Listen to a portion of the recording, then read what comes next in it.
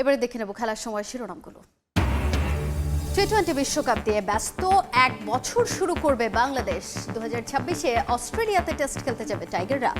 12টি টি-20-র বছরে ক্যালেন্ডারে ওয়ানডে আছে 23টা। নীতি নির্ধারকরা না চাইলে চলে যাবেন বিসিবি ছেড়ে। সরকার বদলের সঙ্গে বোর্ড না টিকলেও দুশ্চিন্তা নেই ফারুকের। মন্তব্য সময় সংবাদে। বুলবুলকে কাজ করতে দেওয়ার আহ্বান।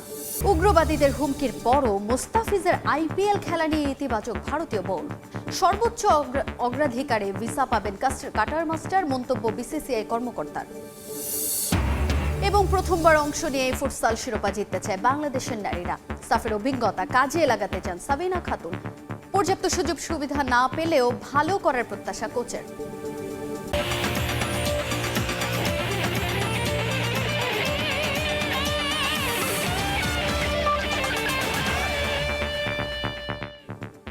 দেখছিলেন শিরোনাম। শুরুতেই ক্রিকেটের খবর জানাবো। ক্রিকেটে ব্যস্ত এক বছর পার করতে যাচ্ছে বাংলাদেশ।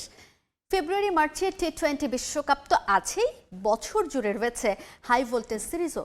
অস্ট্রেলিয়া, নিউজিল্যান্ড ও পাকিস্তানের মতো দল সফরে আসবে, আবার টাইগাররা খেলতে যাবে সাউথ আফ্রিকা ও অস্ট্রেলিয়ার কন্ডিশনেও। দ্বিপাক্ষিক সিরিজে থাকবে মোট 10 টেস্ট এবং 12 টি-20। আর ভারত দল বাংলাদেশ সফরে এলে মোট ওয়ানডে হবে 23টি। আন্তর্জাতিক ক্রিকেটে 3 ফরম্যাটের সিরিজ ও ফ্র্যাঞ্চাইজি টুর্নামেন্ট মিলিয়ে এ বছরটায় মহা ব্যস্ত থাকতে হবে বাংলাদেশি ক্রিকেটারদেরও। চলছে বিপিএল, এর মাঝেই টি-20 বিশ্বকাপের প্রস্তুতি সারতে হচ্ছে জাতীয় দলের ক্রিকেটারদের। 23 জানুয়ারি বিপিএল শেষ হতেই বেঙ্গালুরুতে বিশ্বকাপের ওয়ার্ম আপ গেম খেলতে যাবে বাংলাদেশ দল। এরপর 7 ফেব্রুয়ারি থেকে 8 মার্চ পর্যন্ত ভারত শ্রীলঙ্কার যৌথ আয়োজনে চলবে ওয়ার্ল্ড টি-20-র মহাযজ্ঞ। বিশ্ব আসরের পরও বিশ্রামের সুযোগ নেই, বরং বড় বড় দলের বিপক্ষে কঠিন পরীক্ষা অপেক্ষা করছে। 2027 ওয়ানডে বিশ্বকাপে সরাসরি খেলা নিশ্চিত করার মিশনেও নামতে হবে লাল সবুজের প্রতিনিধিদের। টি-20 বিশ্বকাপের পরই পাকিস্তানের বিপক্ষে হোম সিরিজ। পিএসএল এর কারণে সিরিজটা হতে পারে 2 ভাগে। 2 টেস্ট এবং 3টি করে ওয়ানডে ও টি-20 খেলতে 2 ধাপে বাংলাদেশ সফরে আসতে পারে পাকিস্তানিরা। এপ্রিলের শেষ দিকে টাইগারদের ডেরায় আসবে নিউজিল্যান্ড। কিউইদের বিপক্ষে সিরিজে থাকবে 3টি করে ওয়ানডে ও টি-20। হোয়াইট বল ট্যুরে সমান সংখ্যক ম্যাচ খেলতে জুনের শুরুতে আসবে মাইটি অস্ট্রেলিয়াও। এরপরই শুরু হবে বিদেশ সফর। প্রথমে আফ্রিকা, এরপর ইউরোপ, আর সবশেষে গন্তব্য ওশেনিয়া মহাদেশ। জুলাইয়ে জিম্বাবুয়ে সফরে গিয়ে 2 টেস্ট ও 5 ওয়ানডে খেলবে ফিল সিমন্সের শিষ্যরা। আর আগস্টের শুরুতে যাবে আয়ারল্যান্ডে। সেখানে রয়েছে 3টি করে ওয়ানডে ও টি-20। আবার আগস্টেই অপেক্ষা করছে ঐতিহাসিক অস্ট্রেলিয়া সফর। 2 ম্যাচ টেস্ট সিরিজ খেলতে দেশটিতে যাবে বাংলাদেশ দল। সেপ্টেম্বরে গিয়ে দম ফেলার ফুরসত পাবেন ক্রিকেটাররা। পরের সিরিজটা অক্টোবরে। সে মাসের মাঝামাঝি সময়ে লঙ্গার ফরম্যাটের ম্যাচ খেলতে আসার কথা ওয়েস্ট ইন্ডিজ দলের। ক্যারিবীয়দের বিপক্ষে থাকবে 2 ম্যাচ টেস্ট সিরিজ। নভেম্বরে আবার অ্যাওয়ে সিরিজ। আবারও আফ্রিকা সফরে যাবে দল, তবে এবার সাউথ আফ্রিকায়। প্রোটিয়াদের ঘরের মাঠে 2টি টেস্ট এবং 3টি ওডিআই খেলবে টাইগাররা। ডিসেম্বরের শুরুতে দেশে ফেরার মধ্য দিয়ে 2026 সালে আন্তর্জাতিক ক্রিকেটের ব্যস্ততা শেষ হবে বাংলাদেশ ক্রিকেট দলের। বছরে মোট টেস্ট 10টি, যার মধ্যে 8টি টেস্ট চ্যাম্পিয়নশিপের অংশ। ওয়ানডে রয়েছে 20টি। তবে গত বছরের স্থগিত হওয়া সিরিজ খেলতে ভারত দল বাংলাদেশে আসলে এবছর ওডিআই ম্যাচ সংখ্যা হবে 23টি। আর বিশ্বকাপ বাদ দিলে বছরে টি-20 ম্যাচ 12টি। এর মাঝে 26 মার্চ থেকে 31 মে পর্যন্ত অনুষ্ঠেয় আইপিএলে ব্যস্ততা থাকবে মোস্তাফিজের। বিগ ব্যাশ, আইএল, টি-20 মিলিয়ে ব্যস্ততা থাকতে পারে আরও একাধিক ক্রিকেটারের। মাকসুম আলম খান, সময় সংবাদ, ঢাকা। সরকার পরিবর্তন হলে ক্রিকেট বোর্ডের বর্তমান কমিটি টিকবে না। ক্রিকেট পাড়ায় এমন কথা শোনা গেলেও এসব নিয়ে খুব একটা ভাবতে চান না ফারুক আহমেদ। নীতি নির্ধারকরা চাইলে কাজ চালিয়ে যাবেন, না হলে সরে যাবেন বিসিবি থেকে।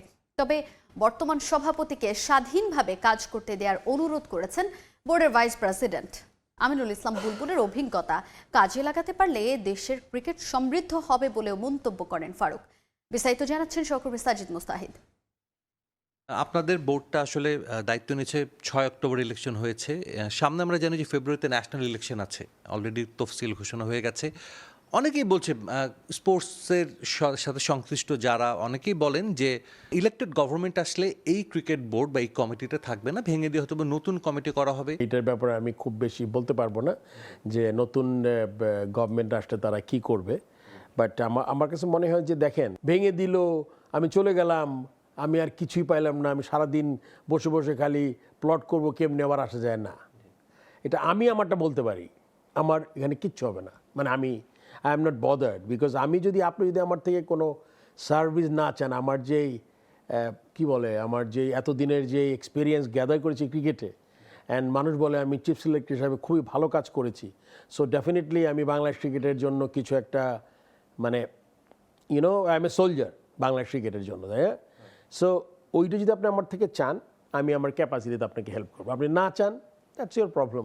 এটা আপনার জন্য কতটা আসলে পীড়াদায়ক ফারুক ভাই, যে আপনি তো ক্লাব ক্রিকেট খেলি, তো আপনার উত্থান, ক্লাব ক্রিকেটের অবদানটা কিন্তু অনেক আমাদের দেশের ক্রিকেটে, কিন্তু এই ক্লাব ক্রিকেটে এখন কিছুটা আসলে আমরা দেখছি যে থমকে আছে, অনেকগুলো ক্লাব অংশ নিতে চাচ্ছে না। ক্লাবগুলো খেললে খুব ভালো হতো, নাথিং লাইক ইট, আপনি যেটা বলেছেন যে 100% একমত যে ক্লাব ক্রিকেট আমাদের ক্রিকেটকে এই পর্যন্ত এনেছে, কিন্তু আমি আবার যদি আপনি যেমন 2000 যখন আমরা টেস্ট স্ট্যাটাস পেলাম, তখন থেকে কিন্তু চেষ্টা হচ্ছে যে আমাদের আঞ্চলিক ক্রিকেট সংস্থা করা, ওই যাতে আরও অনেক মানুষ ইনভলভ হয়, অনেক ট্যালেন্ট হয়তো আপনি চিটংয়ে আছে, ময়মনসিংহে আছে, রাজশাহীতে আছে, যারা ঢাকা পর্যন্ত আসতে পারে না, কিন্তু আপনি যদি ওদের প্রপার ফ্যাসিলিটি ওখানে ওরা পেত, ওখান থেকে কিন্তু আপনার উঠতে পারতো।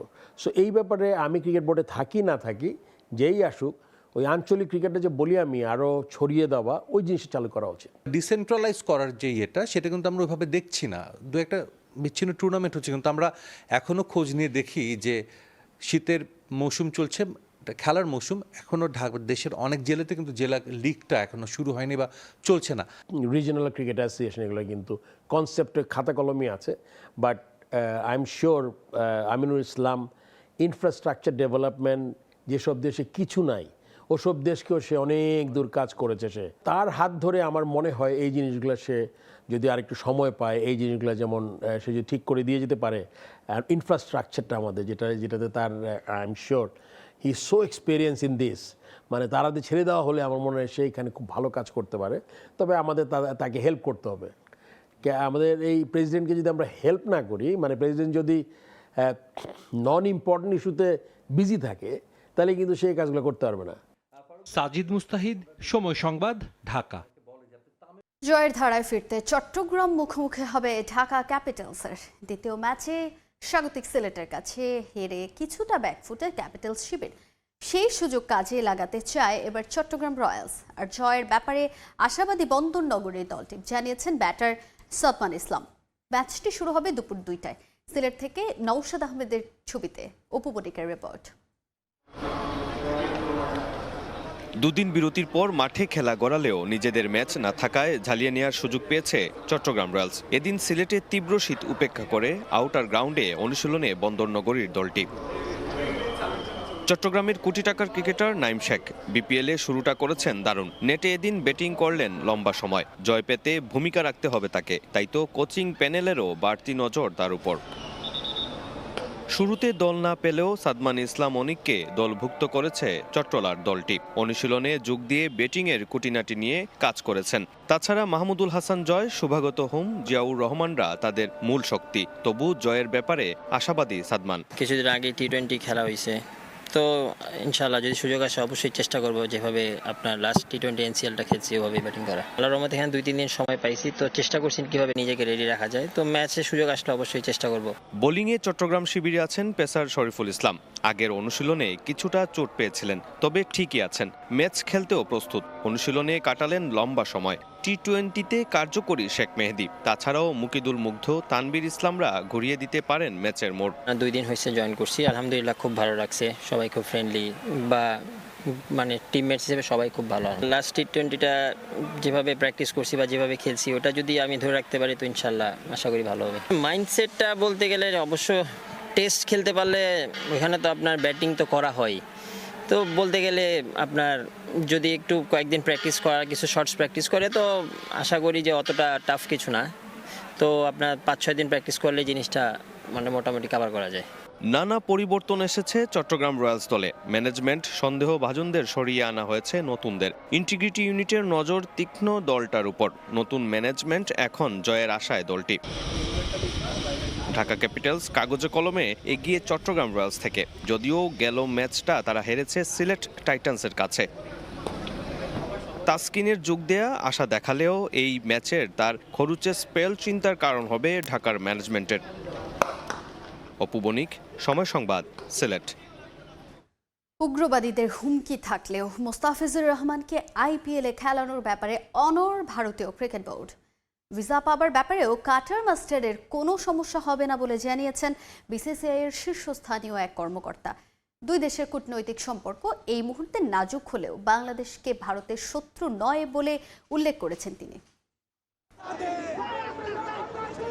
সাম্প্রতিক সময়ে টালমাটাল ভারত বাংলাদেশ কূটনৈতিক সম্পর্ক। দুই দেশের উগ্রবাদীরা সেই সম্পর্ক জটিল করে ফেলছে আরও, যার প্রভাব পড়ছে ক্রিকেট মাঠেও। আইপিএল থেকে মোস্তাফিজুর রহমানকে বাদ দিতে এরই মধ্যে নানান জায়গায় নানান প্রতিবাদের দেখা মিলছে। প্রতিবাদ চলছে সামাজিক মাধ্যমেও।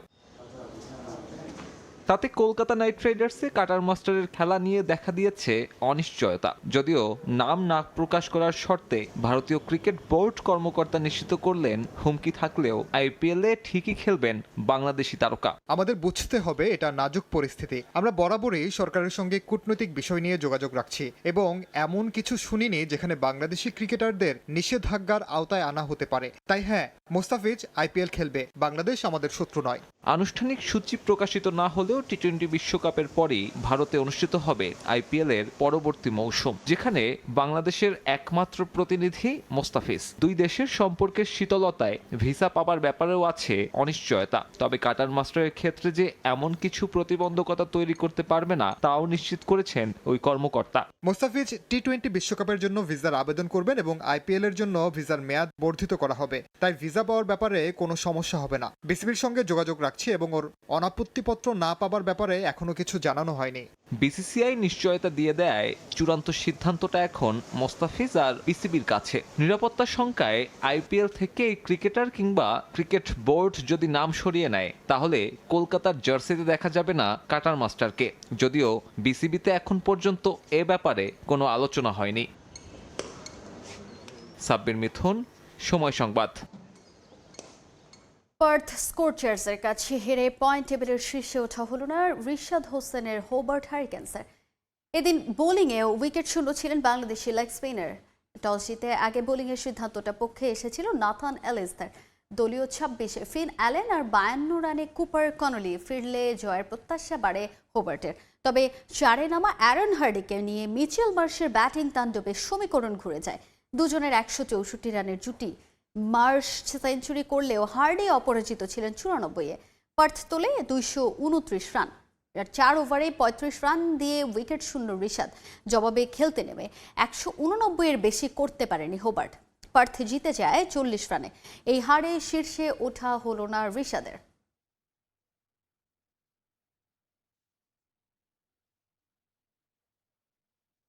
এবারে ফুটবলের খবর। প্রথমবারের মতো সাফ ফুটসাল চ্যাম্পিয়নশিপে অংশ নিয়ে শিরোপা জিততে চায় বাংলাদেশ। সাফে ফুটসালের অতীত অভিজ্ঞতা কাজে লাগাতে চান অধিনায়ক সাবিনা খাতুন। পর্যাপ্ত সুযোগ সুবিধা না থাকলেও টুর্নামেন্টে ভালো ফলাফলের প্রত্যাশা করছেন। এদিকে দেশে ফুটসালকে এগিয়ে নিতে লিগ আয়োজনের পাশাপাশি ফুটসাল কমপ্লেক্স নির্মাণের পরিকল্পনা করছে ফুটসাল কমিটির চেয়ারম্যান ইমরানুর রহমান।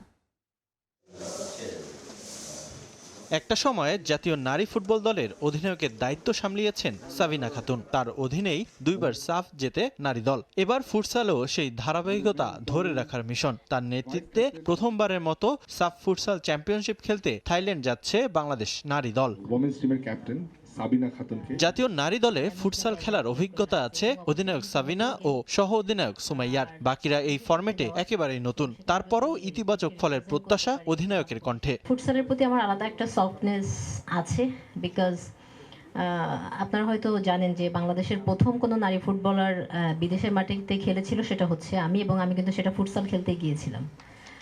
সো সেটা হচ্ছে আমার জন্য মানে অনেক মেমোরিজের জায়গা ক্রিয়েট করে রাখছে। এবং অবশ্যই যেহেতু নতুন গেম আর দেশের স্বার্থে যাওয়া, সো সেখানে যদি দেশকে রিপ্রেজেন্ট করতে পারি, একটা ভালো পজিশনে নিয়ে যেতে পারি, নেক্সট প্রজন্ম হয়তো তাদের জন্য একটু স্মুথ হবে। চেষ্টা করব ভালো একটা রেজাল্ট আনার জন্য, দেশের জন্য। ফুটসালে আন্তর্জাতিক আসর খেলার অভিজ্ঞতা আছে পুরুষ দলের। যদিও এএফসি এশিয়ান কাপ ফুটসাল বাছাইয়ে ফলাফল হয়নি প্রত্যাশা অনুযায়ী, সেই আক্ষেপ সাফের শিরোপা জিতে মেটাতে চায় পুরুষ দল। টার্গেট আমাদের গোল্ড লাগবে, দ্যাটস ইট, আর কিছু না। আর অপোনেন্ট টিম বলতে গেলে আমাদের অপোনেন্ট টিম 3-4টা টিম খুবই ভালো।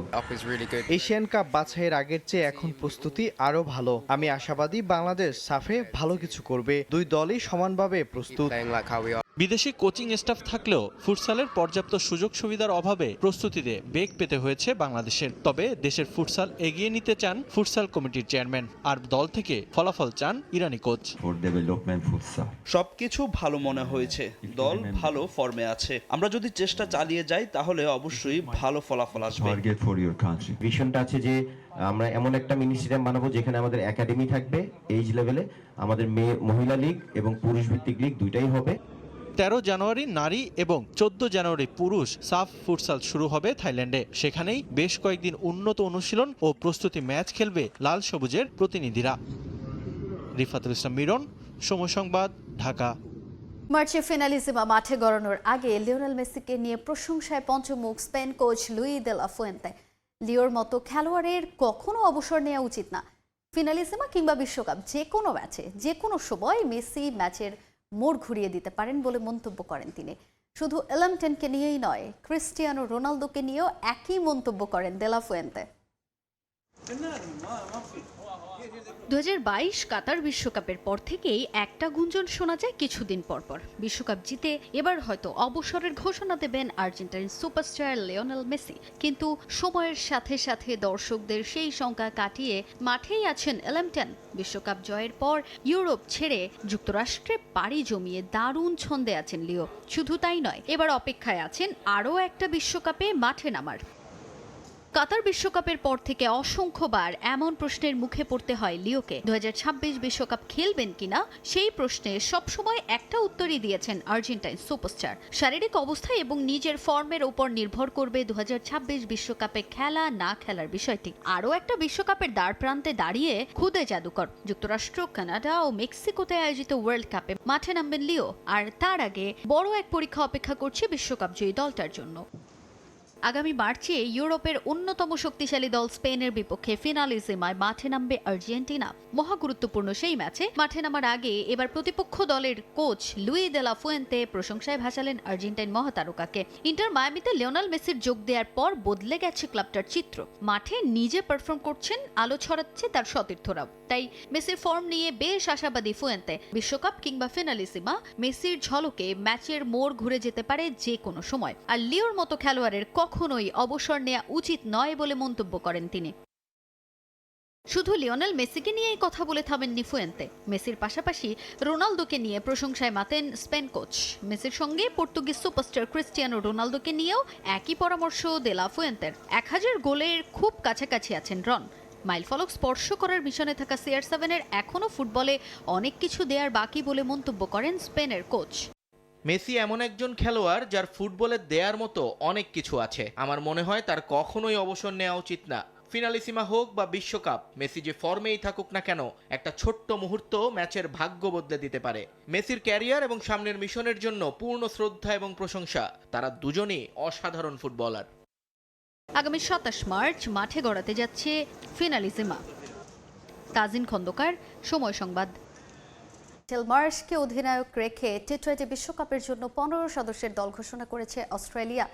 এশিয়ান কন্ডিশনের জন্য স্পিনের শক্তি বাড়িয়েছে ক্রিকেট অস্ট্রেলিয়া। ডাক পেয়েছেন কনলি।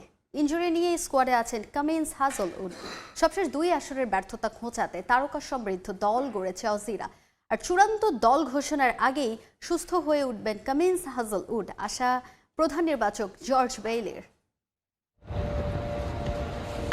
মর্যাদার অ্যাশেজ সিরিজের প্রথম 4 টেস্ট জিতে আত্মবিশ্বাসের তুঙ্গে আছে অস্ট্রেলিয়া, বাকি আছে আর এক টেস্ট। তবে অনুশীলনে ব্যস্ত সময় পার করা অজিদের চোখ ফেব্রুয়ারিতে ভারত ও শ্রীলঙ্কায় অনুষ্ঠেয় টি-20 বিশ্বকাপে। ওয়ানডে ফরম্যাটে সবচেয়ে বেশি বিশ্বকাপ জয় করা অজিরা টি-20 বিশ্বকাপের শিরোপা ঘরে তুলতে পেরেছিল মোটে একবার। 2021 সালে সংক্ষিপ্ত সংস্করণের শিরোপা জয়ের পর সবশেষ 2 আসরে সেমিফাইনালেও উঠতে পারেনি তারা। তাই তো এবার ইনজুরি থাকলেও তারকায় ঠাসা দল গড়েছে ক্রিকেট অস্ট্রেলিয়া।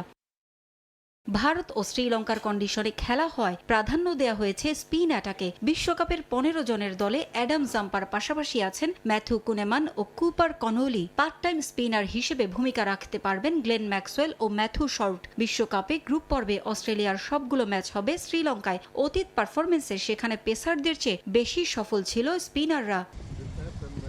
ইনজুরির কারণে দীর্ঘদিন ধরে দলের বাইরে ছিলেন পেসার প্যাট কামিন্স। ইংল্যান্ডের বিপক্ষে মর্যাদার অ্যাশেজ সিরিজে ইনজুরির কারণে শুধু অ্যাডিলেড টেস্টে খেলতে পেরেছিলেন তিনি। সিরিজ নিশ্চিত হওয়ার পর তার বাকি 2 টেস্টে না থাকার কথা জানিয়ে দিয়েছিল ক্রিকেট অস্ট্রেলিয়া। জানুয়ারিতে একটি স্ক্যান করা হবে কামিন্সের। প্রাথমিক দলে থাকলেও স্ক্যান রিপোর্টের উপর ভিত্তি করে সিদ্ধান্ত নেওয়া হবে তিনি চূড়ান্ত দলে থাকবেন কি না। এসিএল ইনজুরির কারণে পুরো অ্যাশেজ সিরিজ থেকেই ছিটকে যান হ্যাজেলউড। অন্যদিকে বক্সিং ডে টেস্টে হ্যামস্ট্রিংয়ে 2য় গ্রেডের চোট পান টিম ডেভিড। ফলে খেলতে পারেননি বিগ ব্যাশে হোবার্ট হারিকেন্সের হয়ে। এবারের মতো বিগ ব্যাশ শেষ হয়ে গেছে তার। তবে বিশ্বকাপে এ 2 ক্রিকেটারকে পাওয়ার আশা জর্জ বেইলির। Pat Cummins, George Hazlewood, Tim ডেভিডের ফেরার প্রক্রিয়া বেশ ভালোভাবে এগোচ্ছে। বিশ্বকাপে তারা খেলতে পারবেন বলে আমরা আশাবাদী। এই দল প্রাথমিক, তাই প্রয়োজন হলে পরিবর্তন করা যাবে। আশা করছি বিশ্বকাপে এবার আমরা শিরোপা জিততে পারবো। অস্ট্রেলিয়ার নেতৃত্বে থাকবেন মিচেল মার্শ। বিশ্বকাপের দলে ফিরেছেন ভারত সফরে দলে না থাকা ক্যামেরন গ্রিন ও কুপার কনলি। উইকেট রক্ষক হিসেবে ভরসা রাখা হয়েছে জস ইংলিশের উপর। টি-20 বিশ্বকাপে এবার অজিদের প্রতিপক্ষ শ্রীলঙ্কা, জিম্বাবুয়ে, আয়ারল্যান্ড ও ওমান। আগামী 11 ফেব্রুয়ারি অস্ট্রেলিয়ার বিশ্বকাপ অভিযানে প্রথম ম্যাচ কলম্বোতে আয়ারল্যান্ডের বিপক্ষে। বিশ্বকাপের আগে পাকিস্তানের বিপক্ষে একটি টি-20 সিরিজ খেলবে তারা। পারভিন আক্তার, সময় সংবাদ। রশিদ খানকে অধিনায়ক করে টি-20 বিশ্বকাপের জন্য প্রাথমিক দল ঘোষণা করেছে আফগানিস্তান। চোট থেকে সুস্থ হয়ে ফিরেছেন গুলবাদিন নাইব ও নভিনুল হক। এছাড়াও রাখা হয়েছে ফজল হক ফারুকিকে।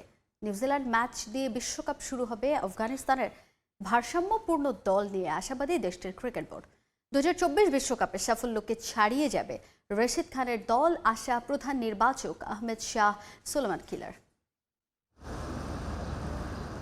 2024 টি-20 বিশ্বকাপটা স্বপ্নের মতো কেটেছিল আফগানিস্তানের। ইতিহাস গড়ে প্রথমবারের মতো সেমিফাইনাল খেলেছিল রশিদ খানের দল। আরও একটা বিশ্বকাপ সামনে রেখে তাই তার উপরই আস্থা রেখেছে দেশটির ক্রিকেট বোর্ড। আগামী বছর ভারত ও শ্রীলঙ্কায় অনুষ্ঠেয় টি-20 বিশ্বকাপের জন্য ঘোষণা করা 15 সদস্যের দলে ফিরেছেন অভিজ্ঞ অলরাউন্ডার গুলবাদিন নাইব ও পেসার নভিনুল হক।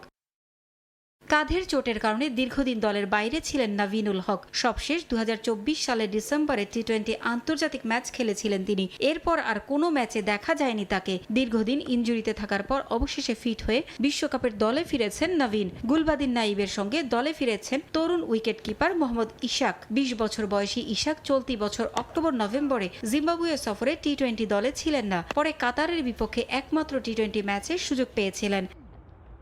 মুজিবুর রহমান ফেরায় 15 জনের দলে জায়গা হয়নি রহস্যময় স্পিনার আল্লামা গাজানফারের। বাংলাদেশের বিপক্ষে সবশেষ সিরিজে ছিলেন না ফজল হক ফারুকি। তবে বিশ্বকাপের দলে তাকে ফিরিয়েছেন নির্বাচকরা। গুলবাদিন নাইব, নভিনুল হকরা ফেরায় দল ভারসাম্যপূর্ণ হয়েছে বলে জানান প্রধান নির্বাচক আহমেদ শাহ সুলেমান খিল।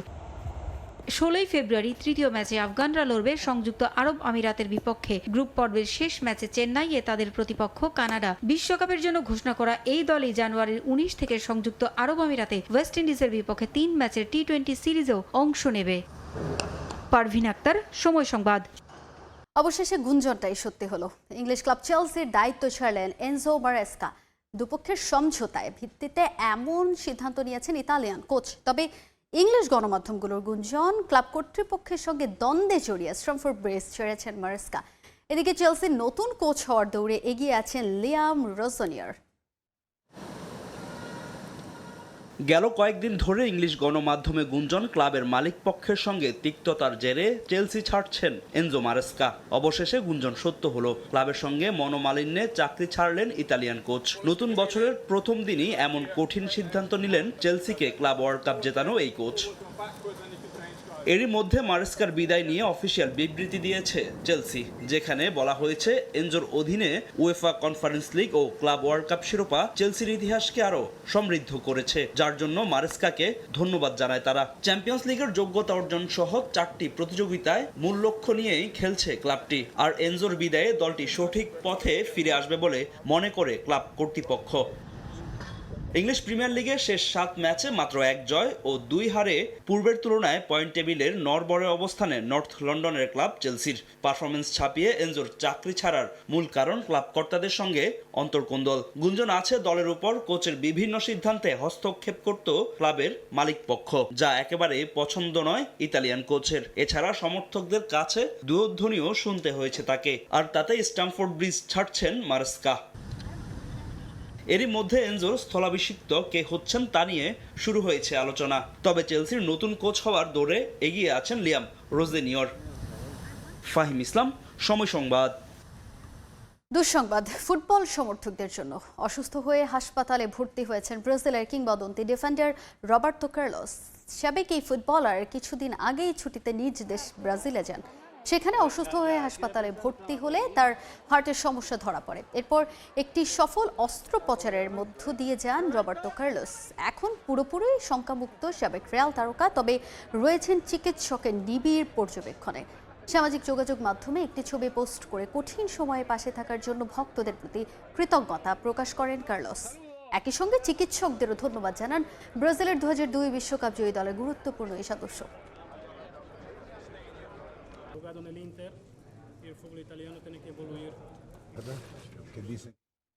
এ পর্যায়ে খেলার সময়ের শীর্ষ সংবাদগুলো জানিয়ে দিচ্ছে আরেকবার। টি-20 বিশ্বকাপ দিয়ে ব্যস্ত এক বছর শুরু করবে বাংলাদেশ। 2026-এ অস্ট্রেলিয়াতে টেস্ট খেলতে যাবে টাইগাররা। 12 টি-20-র বছরে ক্যালেন্ডারে ওয়ানডে আছে 23টা। নীতি নির্ধারকরা না চাইলে চলে যাবেন বিসিবি ছেড়ে। সরকার বদলে গেলে বোর্ড না টিকলেও দুশ্চিন্তা নেই ফারুকের। মন্তব্য সময় সংবাদে। বুলবুলকে কাজ করতে দেওয়ার আহ্বান। এই ছিল খেলার সময়ের এখনকার আয়োজনে। এরপর প্রবাসের সময় আপনাদের সঙ্গে থাকবেন সহকর্মী শবনম নিবে। ধন্যবাদ তাজিন। প্রবাসের সময় নিয়ে আসছি কিছুক্ষণ পরই, সঙ্গেই থাকুন সময়।